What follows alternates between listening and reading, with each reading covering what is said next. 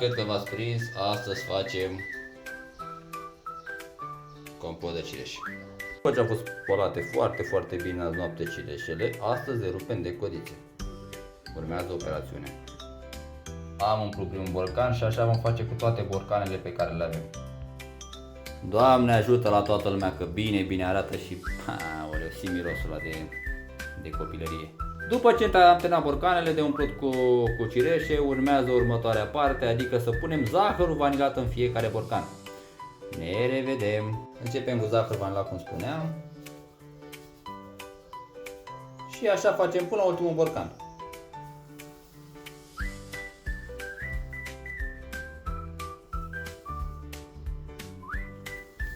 Urmează câte o lingură de zahăr la fiecare borcan și așa facem cu toate borcanele.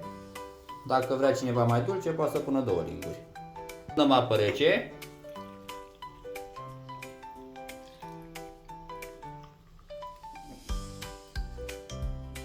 Și așa continuăm cu fiecare borcan până la sfârșit și după punem capacele bine sterilizate și bine șterse. După ce am terminat cu toată apa de pus în fiecare borcan în parte, le vom pune într-o oală. Sub oală vom pune un șervet ca să atenueze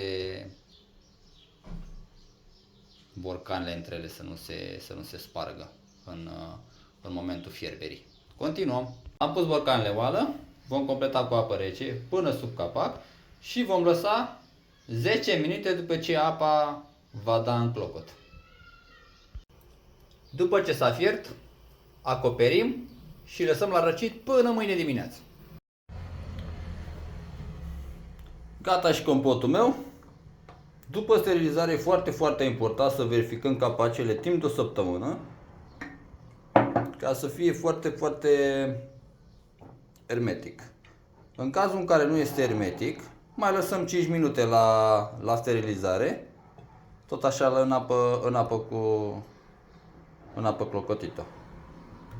E foarte simplu, nu trebuie conservanți, trebuie doar o lingură de îndulcitor sau o lingură de miere sau o lingură de zahăr. Cam asta e rețeta, asta e tot. Vă mai aștept și la alte videouri. Alin am fost și Doamne ajută!